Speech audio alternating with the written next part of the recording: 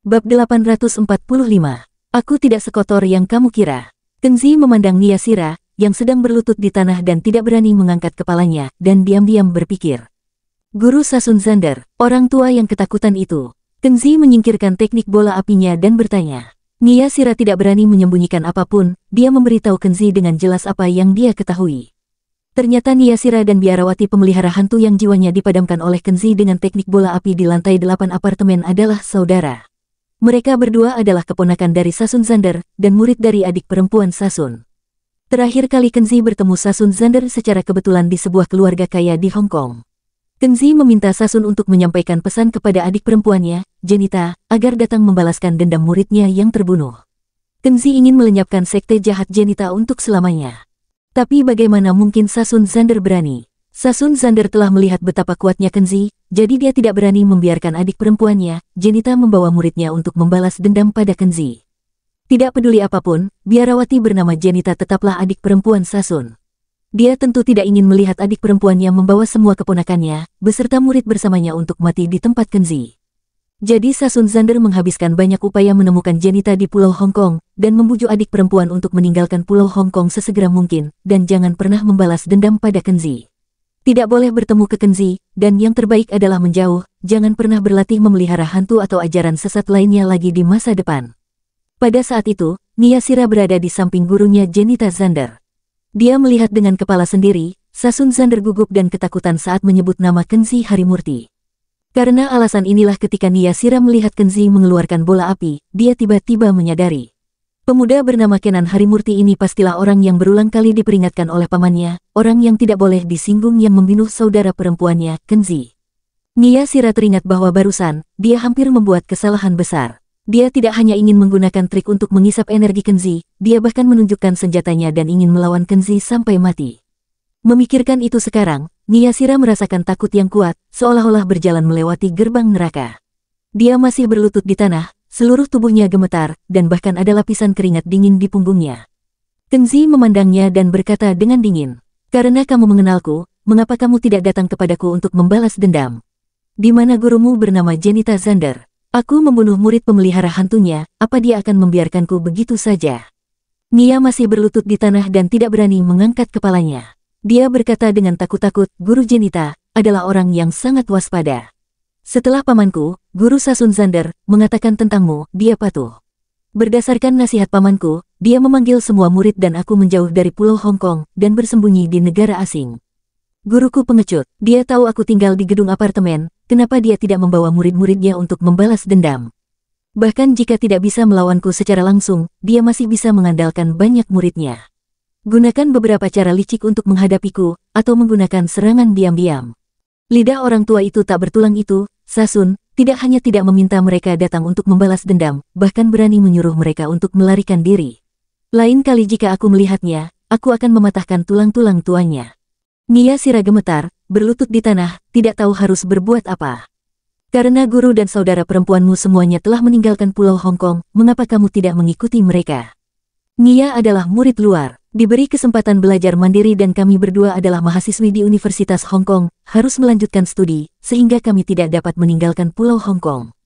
Bagaimanapun, Niyashira, yang mempraktikkan ilmu jahat, hanyalah seorang mahasiswi yang belajar di Universitas Hong Kong, hukuman ini saja sudah cukup, apalagi kejahatannya tidak menyebabkan kematian. Demi cincin ini, aku akan melepaskanmu hari ini, tapi mulai sekarang, kamu tidak diperbolehkan mempraktikkan ilmu jahat semacam ini. Jika tidak, aku akan menumpasmu dengan tanganku sendiri. Apakah kamu mendengarku?" Kenzi meletakkan cincin di tangannya dan berkata dengan dingin. Nia mendengar dengan jelas, Nia bersumpah kepada Tuan Kenzi, "Aku tidak akan pernah berani mempraktikkan ajaran sesat lagi," kata Niyashira dengan takut-takut. "Selain itu, sebagai mahasiswi di perguruan tinggi, belajar adalah pekerjaanmu yang sebenarnya, daripada berpikir keras untuk berhubungan dengan laki-laki sepanjang hari.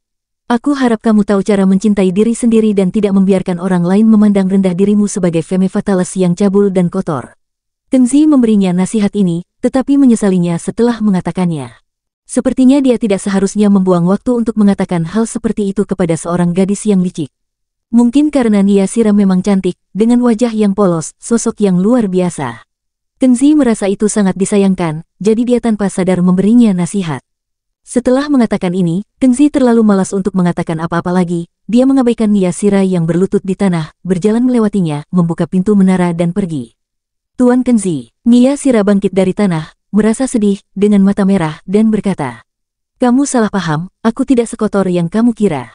Ya, saya telah merayu dan membunuh banyak pria, tetapi mereka semua adalah orang jahat, tipe orang jahat yang ingin menindas wanita. Selain itu, saya hanya mengambil energi mereka dan tidak berhubungan badan dengan pria. Aku sangat bersih dan masih perawan. Lalu apa? Apa hubungannya denganku hingga kamu menjelaskan begitu jelas?" Kengzi terus berjalan, memanjat pagar besi, dan melompat dari menara pengawas yang tinggi, pergi hanya satu kalimat. "Apakah hanya keperawanan yang penting? Kamu telah merayu dan membunuh begitu banyak pria, apakah itu masih berarti kamu bersih?" Niyashira berdiri di depan pintu menara dengan linglung, suara Kengzi masih terdengar di telinganya samar-samar. Dia ingin menyangkal sesuatu, tetapi dia tidak bisa mengatakan apa-apa. Dan dalam waktu singkat ini, Kengzi berada di ketinggian 100 meter menara, melompat turun dan menghilang. Saat berikutnya, Niyashira berjalan dengan hati-hati, bersandar di pagar luar yang mengelilingi menara, melihat ke bawah dan mencari sosok itu dengan mata gugup. Setelah melompat dari menara yang begitu tinggi, sosok tersebut tidak hanya tidak terjatuh hingga mati, melainkan mendarat di kanopi hutan di bawahnya. Dengan memanfaatkan elastisitas pucuk pohon, ia terpental, melayang menjauh seperti peri. Niyashira sangat ketakutan, tetapi saat dia melihat sosok itu melayang di bawah sinar matahari, dia tanpa sadar menampakkan mata uang penuh dengan kekaguman. Bab 846. Cincin ajaib. Saat matahari terbit, Kengzi membeli sarapan di jalan, dan kembali ke apartemennya. Dia duduk, makan roti kukus dan minum susu kedelai, sambil mengagumi cincin di tangannya. Ini pasti cincin ajaib dari makam kuno. Sederhana dan indah, dengan kilau gelap. Kengzi tidak tahu terbuat dari bahan apa, mungkin logam besi hitam yang jatuh dari luar angkasa seperti legenda di zaman kuno, lalu dibuat dengan ilmu sihir dan teknik rahasia. Ada juga tanda aneh yang terukir di permukaan cincin. Meskipun Kengzi punya pengetahuan yang mendalam tentang metafisika ilmu sihir, dia masih tidak dapat memahami apa arti tanda aneh itu. Kengzi melihatnya dengan hati-hati untuk beberapa saat, lalu mengingat gerakan Niyashira saat menggunakan cincin. Kengzi menekan dan menggosoknya berlawanan arah jam. Dalam sekejap, seolah dia sedang berhalusinasi, ruang asing yang menempel pada cincin itu muncul di pikirannya. Ada beberapa benda mengambang dalam ruang melingkar yang tidak terlalu besar. Ada belati gelap setengah panjang yang pernah dilihat Kengzi sebelumnya. Ada juga botol obat kecil yang mengapung, buku harian berwarna merah muda dengan kunci kombinasi, serta seikat kunci. Tentu saja, awalnya ada manik anti air di dalamnya, tapi Niyashira mengeluarkannya dan menyerahkannya kepada Kengzi. Kengzi fokus pada buku harian merah muda itu. Begitu pikirannya bergerak, buku harian itu muncul di depan mata Kengzi dan dipegang erat di tangannya. Jelas sekali, buku harian itu telah dipindahkan dari dimensi lain. Oh, cincin ini mudah digunakan, dan merupakan perangkat otomatis. Rasanya seperti membawa koper berteknologi tinggi. Kengzi tersenyum. Setelah beberapa saat, Kengzi melihat buku harian merah muda di tangannya. Nama, Niyashira, tertulis dengan pena di sampulnya. Itu jelas milik pribadi Niyashira. Kengzi tidak tahu apa yang dipikirkan rubah betina itu. Bukankah hanya membuang-buang ruang menyimpan sesuatu yang lusuh seperti buku harian di dalam cincin yang begitu berharga? Selain nama Niyashira yang tertulis di diari, juga terdapat kunci password sederhana untuk mencegah orang lain membuka dan mengintip isi buku. Tentu saja efek pencegahan dari kunci sederhana ini lebih baik daripada tidak ada sama sekali, dan hanya membutuhkan sekejap mata untuk menghancurkannya. Kengzi tidak tertarik untuk mengintip apa yang tertulis di buku harian Niyashira, jadi dia membuang buku harian itu ke sofa dengan santai. Sekelompok kunci di ruang penyimpanan cincin jelas merupakan milik pribadi Niyashira, dan juga dibuang oleh Kengzi. Kengzi juga mengeluarkan botol obat kecil di dalamnya. Setelah membuka tutup botol dan mengendus sebentar, Kengzi tahu bahwa itu hanyalah ramuan penguat energi dengan efisiensi yang sangat rendah. Obat itu mungkin disempurnakan oleh Niyashira sendiri, jadi itu juga dibuang oleh Kengzi. Berikutnya adalah belati aneh Niyashira, yang tidak panjang juga tidak pendek. Kengzi melihat lebih dekat dan terkejut karena belati ini jelas bukan benda vulgar. Teksturnya sama dengan cincin, juga terbuat dari logam besi hitam yang tidak diketahui. Sederhana dan tebal, dengan warna gelap dan bau yang tidak sedap dari bilahnya. Tidak ada tanda aneh yang terukir pada belati aneh ini, tetapi ujung pegangan belati, pada gagangnya, diukir dengan pola centaur warrior yang agak langka. Centaur ini sangat mirip dengan centaur yang biasa terlihat dalam mitologi Yunani, hanya saja prajurit centaur di sini adalah prajurit wanita bertubuh centaur, mengenakan baju besi dan berkerudung, memegang perisai bundar di tangan kirinya dan di tangan kanannya memegang belati gelap.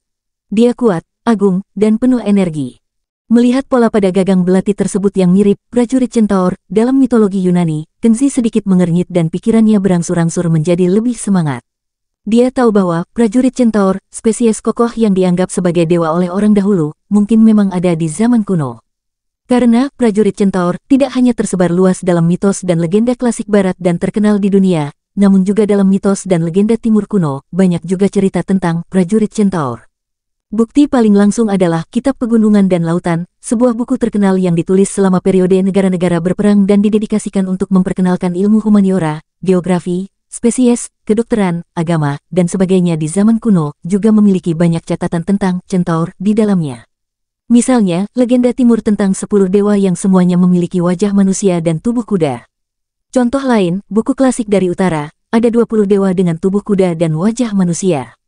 Contoh lain, ada negara dengan roh yang dipaku.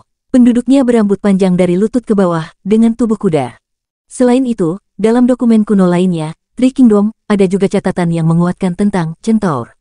Secara keseluruhan, dokumen-dokumen kuno ini mungkin mengatakan, di zaman kuno ada sebuah negara yang disebut negeri roh yang dipaku. Ada raja dewa centaur dan warga centaur, semuanya bertubuh centaur, memiliki tubuh manusia dan kepala manusia, dengan kaki kuda berbulu. Ia berteriak seperti angsa liar dan berlari secepat kuda ganas. Setelah menyisir dokumen-dokumen ini, Kenzi secara bertahap mulai punya petunjuk. Dia curiga senjata di tangannya, mungkin adalah senjata ajaib yang digunakan oleh prajurit centaur di zaman kuno untuk melawan dewa penyihir dan klan iblis. Kenzi berpikir sejenak, dan untuk memastikan tebakannya, dia memutuskan untuk mengeluarkan sejumlah uang dan melakukan eksperimen. Dia menemukan sisa mantra jimat dari terakhir kali dia menjual jimat itu, dan membentuk segel dengan satu tangan.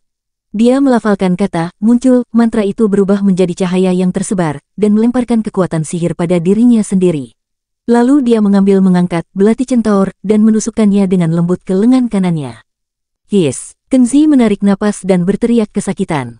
Dia merasakan energi dingin dan menyeramkan mengalir ke otot-ototnya. Dengan mata telanjang, dia melihat lengan yang dia tusuk dengan ringan, darahnya meluap. Kenzi dilindungi oleh kekuatan magis jimat, serangan fisik biasa, meskipun sekuat peluru, tidak dapat melukainya. Tapi barusan dia menggunakan senjata ajaib ini dengan tusukan ringan, namun berhasil menerobos perlindungan sihir tanpa hambatan apapun, dan langsung membuat dirinya berdarah. Belati seperti itu benar-benar merupakan senjata kuno yang sangat langka. Kenzi memuji di dalam hatinya. Meskipun dia menikam dirinya sendiri dan itu menyakitinya setengah mati, tapi dia masih memainkan belati itu dengan penuh minat dan sangat bahagia.